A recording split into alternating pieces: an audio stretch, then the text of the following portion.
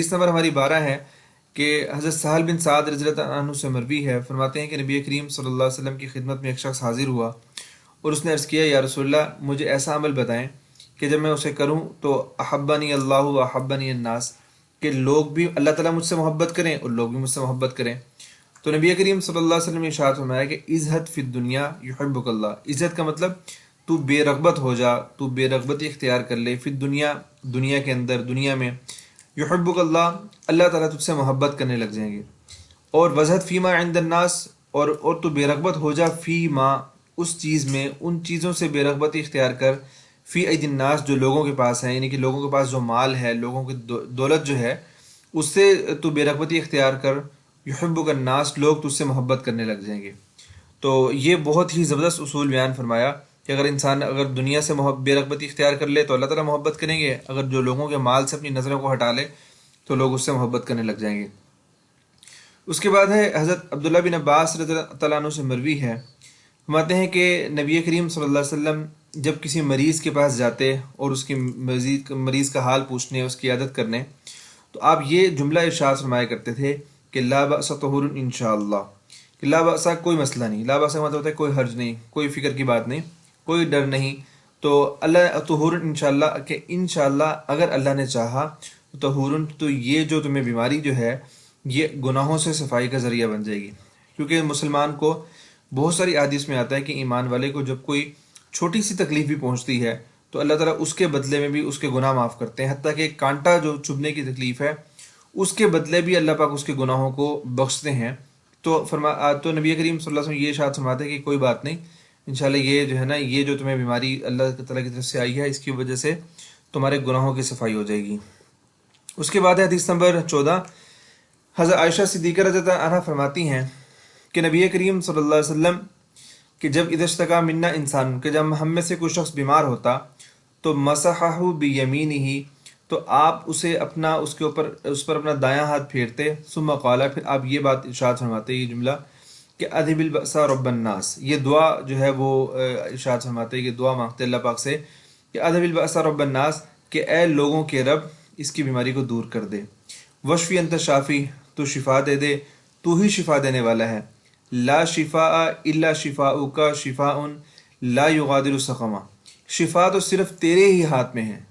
اور ایسی شفا دے دے، شفاء ایسی شفا دے دے کہ لا یغادر سقما، جو بیماری کو نہ چھوڑ، جو بیماری بالکل ہی نہ چھوڑے۔ تو یہ جو بیمار کی عیادت کی جائے، اس کے ساتھ جو ہے حال پوچھا جائے، تو وہاں پر یہ دعا پڑھنا سنت ہے، اللہ تعالیٰ اس کی وجہ سے مریض کو شفا عطا فرما دیتے ہیں۔ آگے حدیث نمبر ہے 15، حضرت عائشہ صدیقہ رضی اللہ عنہا ہی سے مروی ہے، فرماتی ہیں کہ نبی کریم صلی اللہ علیہ وسلم جب بیمار ہوتے تو اپنے اوپر جو ہے آپ سورۃ الفلق اور سورۃ الناس کو پڑھ کر جو ہے وہ دم کرتے ہیں، کہ اشتکا نفث علی نفسہ بالمعوذات، کہ معوذات جو ہیں، یہ جو سورۃ الفلق اور سورۃ الناس ان کو معوذات کہا جاتا ہے، کہ ان کا جو ہے ان کے ساتھ آپ اپنے اوپر دم کرتے، وہ مسح عنہ بیدہ، اور اپنا ہاتھ اپنے اوپر پھیر لیتے، فلما اشتکا وجعہ الذی توفی فیہ، تو جب آپ کو نبی کریم صلی اللہ علیہ وسلم کو بیماری ہوئی، وہ بیماری کہ جس میں آپ کی وفات ہو گئی، آپ دنیا سے پردہ فرما گئے، تو وہ جو مرض الوفات جو تھا آخر وقت میں، اس میں بہت زیادہ کمزوری ہو گئی تھی، تو فرماتی ہیں کہ عائشہ صدیقہ رضی اللہ عنہا یہ فرماتی ہیں کہ کنتو، کہ میں جو ہے انفس علیہ بالمعوذات، کہ میں جو ہے نا وہ یہ جو آخری جو دو صورتیں ہیں سورۃ الفلق اور سورۃ الناس، میں اس کو اوپر جو ہے آپ پر وہی دعائیں جو ہے وہ یہ دونوں صورتیں پڑھ کر دم کیا کرتی جو آپ صلی اللہ علیہ وسلم دم کرتے تھے، اور آپ صلی اللہ علیہ وسلم کا ہاتھ مبارک جو ہے وہ آپ کے جسم کے اوپر پھیرتی یہ دونوں صورتیں پڑھ کر۔ تو یہ نبی کریم صلی اللہ علیہ وسلم کو زندگی کا معمول تھا اور اس کو ہمیں بالکل اپنانا چاہیے۔ حضرت عبداللہ بن عباس عنہ فرماتے ہیں کہ کان رسول اللہ صلی اللہ علیہ وسلم، کہ نبی کریم صلی اللہ علیہ وسلم حضرت حسن اور حضرت حسین رضی اللہ تعالیٰ عنہ کو ان پر یوں دم کیا کرتے تھے، یہ الفاظ ارشاد فرماتے تھے اعیذکما بکلمات اللہ التامۃ من کل شیطان وہامۃ ومن کل عین لامۃ، تو یوں دم کرتے تھے کہ میں تمہیں اللہ کے پورے کلمات، بکلمات اللہ التامہ، کہ جو ایسے کلمات جو مکمل ہیں، تام کریں مکمل ہونے کو، مکمل کلمات کے ساتھ میں تمہیں پناہ دیتا ہوں اللہ کی، من کل شیطان وہامۃ، ہر شیطان سے اور زہریلی چیزوں سے، زہریلے جانور سے، اور ومن کل عین لامۃ، اور ہر بیمار کر دینے والی نظر سے، جو ایسی نظر ہے کہ جس کی وجہ سے جو انسان کو بیمار کر دیتی ہے، کہ جو نظر بد جو ہوتی ہے. اور فرماتے ہیں کہ ان اباکما، اور آپ فرماتے ہیں کہ ان اباکما کان یعبد بہما اسماعیل و اسحاق. اور نبی کریم صلی اللہ علیہ وسلم یہ بات ارشاد فرمایا کرتے تھے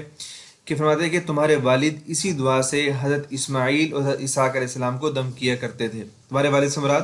حضرت ابراہیم علیہ السلام بھی یہی دعا پڑھ کر اپنے بیٹوں کو حضرت اسماعیل علیہ السلام اور حضرت اسحاق علیہ السلام پر دم کرتے تھے. تو اتنے زبردست کلمات ہیں یہ.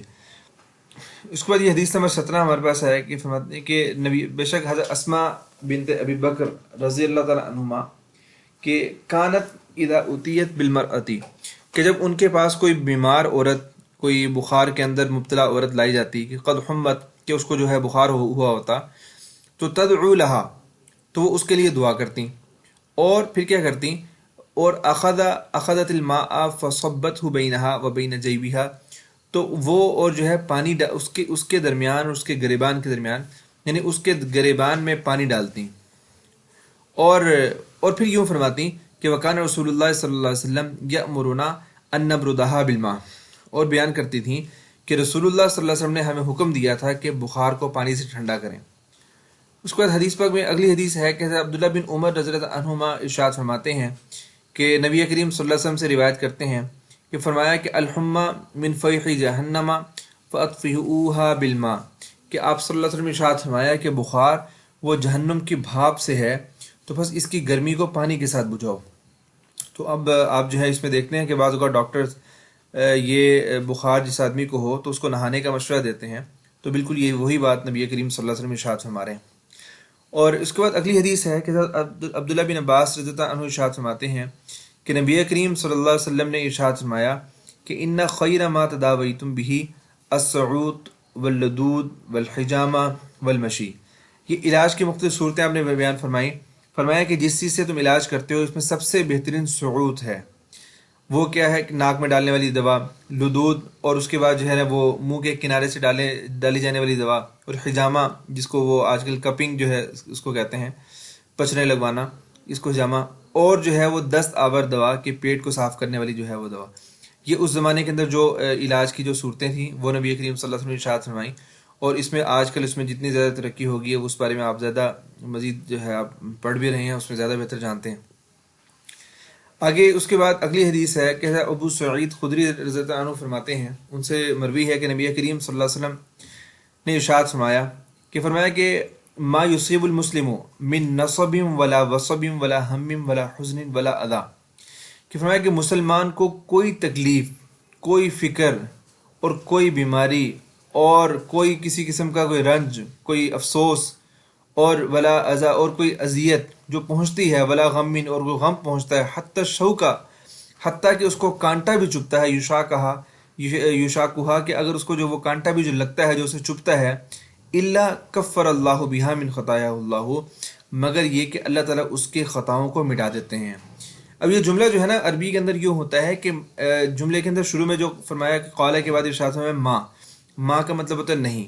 آگے ارشاد فرمایا الا کا مطلب، ان کے ما کا مطلب یہ ہوتا ہے کہ یہ اگر اس کو لفظی مطلب کیا جائے تو اس کا مطلب یہ ہوگا کہ کوئی غم، کوئی تکلیف، یہ کوئی بھی تکلیف نہیں ہے، کوئی غم، کوئی فکر، کوئی بیماری،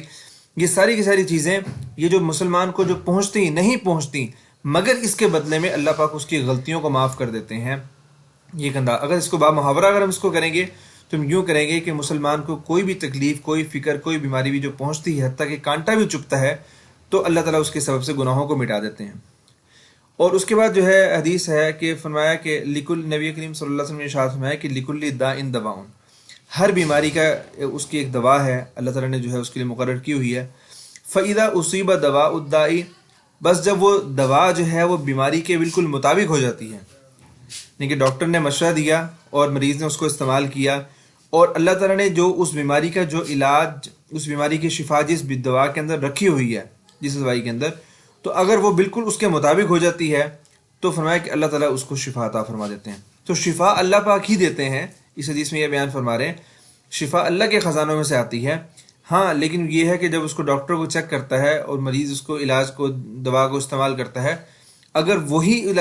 دوا اس کو مل جاتی ہے اور اللہ تعالیٰ کی طرف سے اس کو وہی جو ہے میسر آ جاتی ہے کہ جس کے اندر اللہ پاک نے اس کے لیے شفا رکھی ہوتی ہے، تو اس کو شفا اللہ پاک عطا فرما دیتے ہیں۔ اس کے بعد ہے کہ